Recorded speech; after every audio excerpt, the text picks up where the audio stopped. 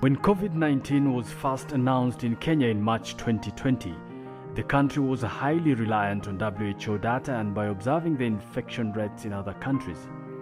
In the last year, data has become one of the most valuable assets in Kenya and the rest of the world. Information technology and data management have become intricately linked as countries make decisions from locally generated data on how to manage COVID-19 better.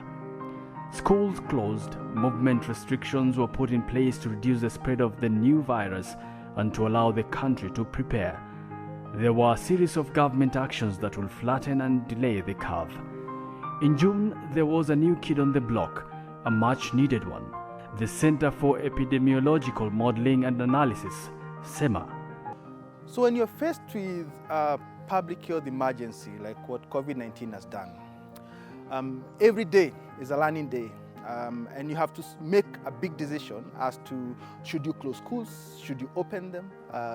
You have to make decisions as to who should be tested, should people be allowed to move freely, when should you stop movement, and those kind of decisions are huge. You can either use expert knowledge or you can simulate those situations within models, which we refer to as mathematical models or epidemiological models. A team of local health experts came together to bring all the COVID-19 data under one roof. The need for local solutions for a global problem brought together epidemiologists, infectious disease specialists, clinicians, mathematicians, statisticians, computer scientists and data scientists to analyze the trend and inform policy on better COVID-19 management. The idea of CEMA is to harness the existing health data and make better decisions. So the critical thing that we want to address here is both the speed and the quality of decision making in health using data. The other focus areas around research in infectious disease, and this would be clinical research, population research, how various infectious diseases affect population, and factors within the population that affect infectious disease. So that's another core area, one of our focus areas. So when we collect data from the patients that we see, that then helps inform some of the models, some of the practices and data that ends up being analyzed. So if I give you an example, early on in the outbreak, we looked at all the patients who were coming in. What age groups were they? Who are the ones who are likely to get very sick? Who are the ones who are dying? When we come to modeling, there are certain parameters that we have to input into these models, so that you want to say, if we look at Kenya, how many people are of this age group that are likely to die? You see, that's data that we've gotten from our clinical work. So that is how the clinical work then translates to the data that is used for modeling and the rest. Similarly, we have issues like patients come in COVID positive. When do they turn negative? What happens before they turn negative? Do they transmit to other people? So those are also questions that you can answer from some of the clinical work. And that's sort of that data that we collect from the clinical work helps to inform the bigger field of analytics and modeling. The issue of health, from old times, everybody just talks and is an expert. Everybody's saying this, we have a lot of communicable diseases, we have a lot of non-communicable diseases. You saw even with the issue of the COVID, even people were not breathing whatever information that was being given initially. Perhaps because there was the issue of what is the source of this data. As a university, we have the appropriate convening power.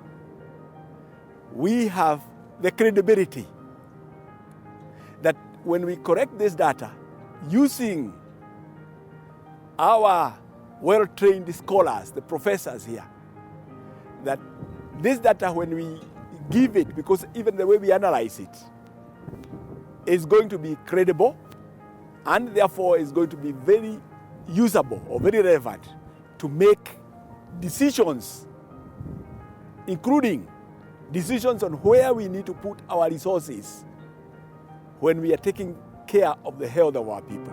At CEMA, young people are playing a critical role by acquiring data literacy. This ranges from data wrangling, visualization to technical roles such as connecting mathematics, biology, and epidemiology to stimulating and answering the what-if scientific questions.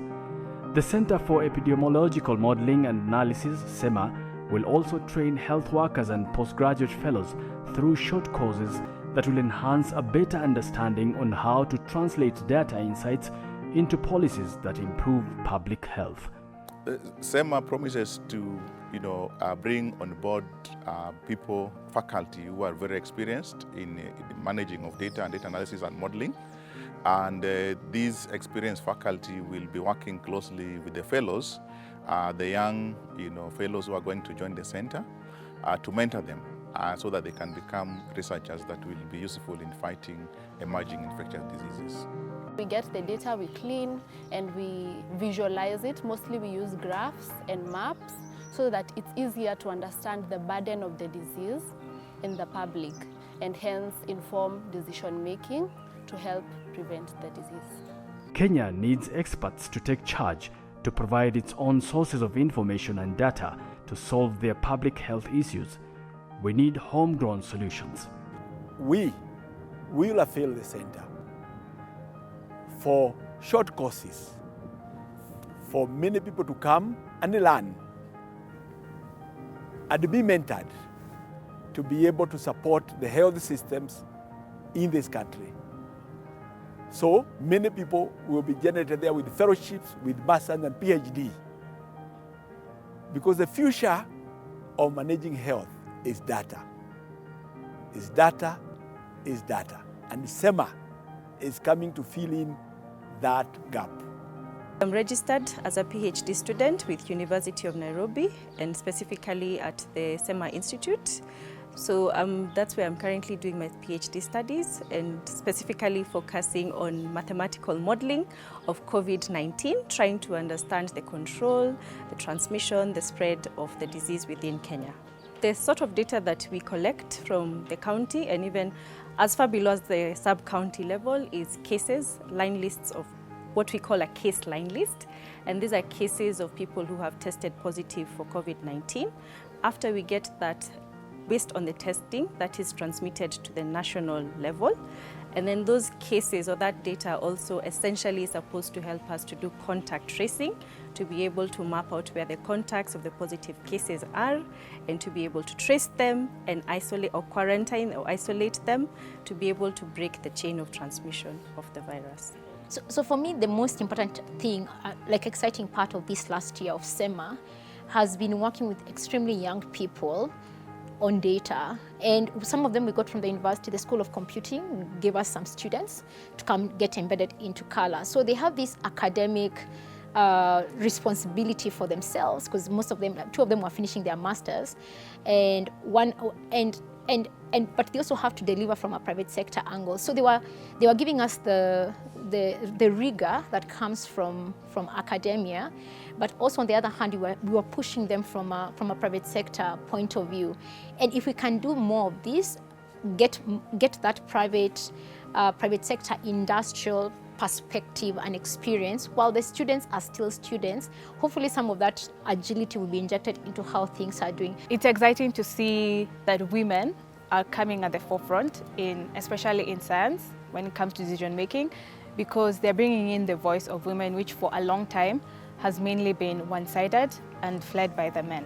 The data from CEMA has been used to make policy decisions and enhance the health protocol measures to control the spread of COVID-19 disease. Managing patients, writing guidelines for patient care, writing guidelines for prevention and management of disease. And that's a lot of what we've done over the last year or so as regards COVID. But we also put a face to numbers. Sometimes numbers seem very remote. It's just we're announcing these figures. But who are those people who are making up these numbers? What are their characteristics? How do they present? How do we manage them? What are the outcomes? Who dies? Who does well? Who does poorly? That is data we can only get from our clinical work.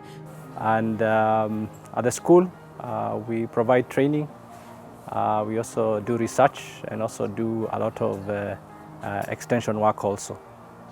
Part of that extension work includes working with the Ministry of Health. This is through the university's business arm. This is UNES. And with the Ministry of Health, we provide technical assistance in the area of health and health information systems, largely making sure that the data that is required in health comes in. We take care and support the systems that are used to do a bit of the data capture and also the data collection, and also some of the data repositories. CEMA is about real-time decision making during public health crisis. It's about the speed and the quality of those decisions. CEMA is about using local data to inform decisions in policy that improve public health.